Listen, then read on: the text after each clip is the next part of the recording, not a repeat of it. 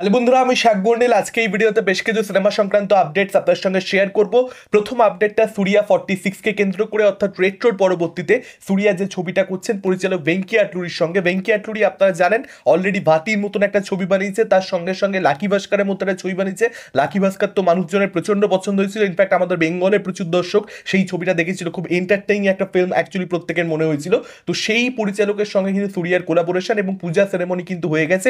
Shooting জোর কদমে এবার স্টার্ট হবে এবং এই ছবিতে সম্ভবত ভাগ্যশ্রী বোস থেকে দেখতে পাবেন আপনারা ফিমেল লিড হিসেবে। এছাড়া মমিতা বাইজুকে, অর্থাৎ প্রেমালু ছবির যিনি নায়িকা, যিনি আমার খুবই পছন্দের, তাকেও একটা ইম্পর্টেন্ট রোলে দেখতে পাওয়া যাবে, যদিও তিনি ফিমেল লিড হিসেবে কিন্তু ছবির সঙ্গে যুক্ত থাকবেন না। এবার দেখা যাক ছবিটা কিরকম কি হয় এবং টাইটেল কি হয় ছবিটা। এর পরবর্তী আপডেটটা ওয়ার 2 কে কেন্দ্র করে, যে ছবির মধ্যে অবশ্যই ঋত্বিক রোশনকে আপনারা কবির হিসেবে দেখতে পাবেন। প্রোটাগনিস্ট সেই এবং অ্যান্টাগনিস্ট জুনিয়র এনটিআর এখানে প্লে করছে। আপনারা জানেন মূল ভিলেন এখানে সেই। তো সেই ক্যারেক্টারটাই কেন্দ্র করে আগামীকাল জুনিয়র এনটিআর জন্মদিন উপলক্ষে একটা টিজার আসবে, সেটাও আপনারা জানেন, character teaser kind of.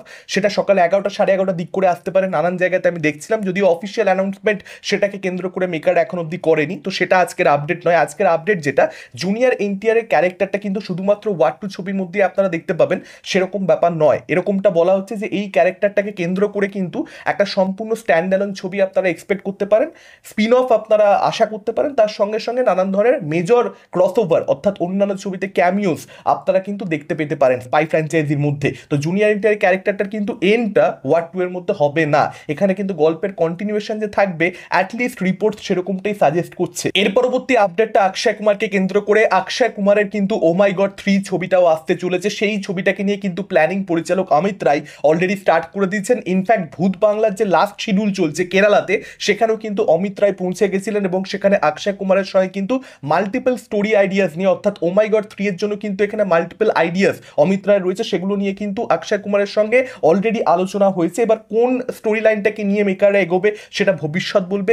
Exactly story লাইনগুলো কী কী, আইডিয়াসগুলো কী কী, সেটার ব্যাপারে কিছু জানতে পারা যাচ্ছে না। তবে 2026-এর সেকেন্ড হাফ থেকে, শেষ ভাগ থেকে এই ছবিটা কিন্তু শুটিং স্টার্ট হবে, এরকমটাও আপাতত আপডেট আসছে। যদিও কাস্টিং কী হবে, এগেন বিষয়বস্তু কী হবে, সেগুলো কিছু জানতে পারা যাচ্ছে না। স্ক্রিপ্টিংয়ের কাজ খুব শিগগিরই স্টার্ট করা হবে, এটাও আপডেট। দেখা যাক দেখা যাক, আশা করবো ছবিটা ভালো হবে। ও মাই গড পার্ট 2 আমার ভালো লেগেছিল, পার্ট 1 তো প্রচন্ড প্রচন্ড ভালো ছবি ছিল। আশা করবো পার্ট 3 এর মধ্যে পরিচালক সেই স্ট্যান্ডার্ডটা মেনটেন করবেন। শিব আরুর এবং রাহুল সিং এর লেখা ইন্ডিয়াস মোস্ট ফিয়ারলেস 3 বই অবলম্বনে সালমান খানের আপকামিং সিনেমা হতে চলেছে, যেটা তিনি পরিচালক অপূর্ব লাখিয়ার সঙ্গে করছেন। আপনারা জানেন এই বছরই জুলাই মাস থেকে শুটিং স্টার্ট হবে এবং বিকুমাল্লা সন্তোষ বাবুর ভূমিকাতে আপনারা সালমান খানকে এই ছবিতে অভিনয় করতে দেখতে পাবেন, যিনি 2020 সালে ইন্ডিয়া চায়নার ক্ল্যাশে গালওয়ান ভ্যালিতে প্রাণ দিয়েছিলেন। তার হিরোইসকে কেন্দ্র করেই এই পার্টিকুলার ছবিটা নির্মিত হবে। তো সাবজেক্ট ডেফিনেটলি খুব ভালো। এবার ছবিটা কতটা ভালোভাবে পরিচালক নির্মাণ করছেন, স্ক্রিন প্লে কতটা স্ট্রং হচ্ছে এবং ক্যারেক্টারটার সঙ্গে আমরা কতটা ছবি দেখা গেলে রেজোনেট করতে পারছি, তার উপরে সবটা ডিপেন্ড করছে। ডেফিনেটলি একটা আর্মি ফিল্ম হবে, সেই আপডেট ছিল।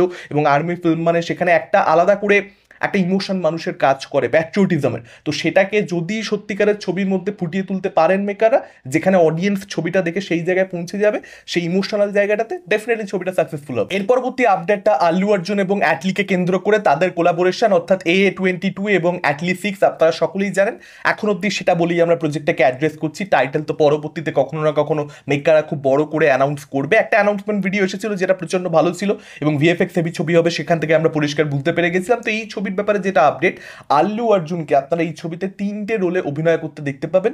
2টো ক্যারেক্টার থাকবে, এটা তো জানাই ছিল। তার সঙ্গে সঙ্গে একটা অ্যানিমেটেড ক্যারেক্টারও কিন্তু এখানে আল্লু অর্জুন প্লে করতে চলেছে। তো সেটা কোথাও একটা অ্যানাউন্সমেন্ট ভিডিওতে কিছু ঝলক দেখে আমরা বুঝতে পেরেছিলাম, অনুমান করতে পারছিলাম। সেই আপডেটটাও কিন্তু চলে এলো। After all maker officially announce করেছে এরকম ব্যাপার নয়, কিন্তু আপডেটটা বিভিন্ন ট্রাস্টেড সোর্সের থেকে চলে এলো যে অ্যাকচুয়ালি কিন্তু একটা অ্যানিমেটেড ক্যারেক্টার এখানে আল্লু অর্জুনের থাকবে, অর্থাৎ 3টে ক্যারেক্টার।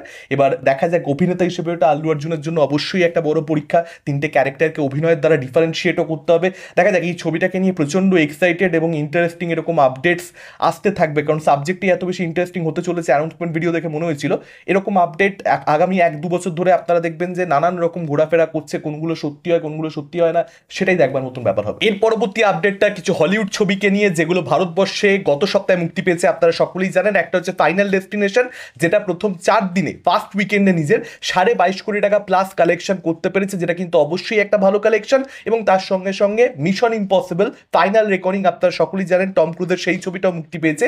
সেই ছবিটা কিন্তু প্রথম দুদিনে 33.5 কোটি টাকা প্লাস কালেকশন করতে পেরেছে। নেট কালেকশন দুটো ছবির ক্ষেত্রে কিন্তু এই বললাম, ফাইনাল রেকর্ডিং এর ক্ষেত্রে প্রথম দিন 16.5 কোটি প্লাস এবং দ্বিতীয় দিন 17 কোটি প্লাস নেট কালেকশন হয়েছে। তো অবশ্যই দুটো ছবি ভালো কালেকশন করছে। বিশেষ করে এখানে মিশন ইম্পসিবল এই ছবিটা তো একটা বড় কালেকশনের দিকে এগোচ্ছে। 150 কোটি নেট যদি টাচ করে দেয় ইন্ডিয়াতে, অবাক হওয়ার কিছু থাকবে না। যদিও একটা প্রবলেম মিশন ইম্পসিবলের ক্ষেত্রে হয়েছে, সেটা হচ্ছে দুদিনের মাত্র উইকেন্ড পেয়েছে, আনলাইক দ্য প্রিভিয়াস মুভিজ। সেইটা কোথাও একটা ফার্স্ট উইকেন্ডের যে ওভারঅল কালেকশনটা, সেখানে একটা ঘাটতি দেখা দিয়েছে। সেকেন্ড উইকেন্ডে গ্রো করা দরকার বড় করে, সেক্ষেত্রে ওই 150 কোটির মার্কটা টাচ করবে, আদারওয়াইজ মেবি 100 কোটি পার করে থেমে যেতেও পারে। আপনাদের মতামত কি আপডেটগুলোকে কেন্দ্র করে, কোন আপডেট নিয়ে আপনারা সবচেয়ে বেশি এক্সাইটেড? ডেফিনেটলি আপনারা সেটা আমাদের কমেন্ট করে জানাতে পারেন। এই ভিডিওটা ভালো লাগলে লাইক করতে পারেন, শেয়ার করতে পারেন। আমাদের চ্যানেল নতুন হলে চ্যানেলটাকে অবশ্যই সাবস্ক্রাইব করতে পারেন। আজকের মতন টাটা, চোখ রাখুন পরবর্তী ভিডিও।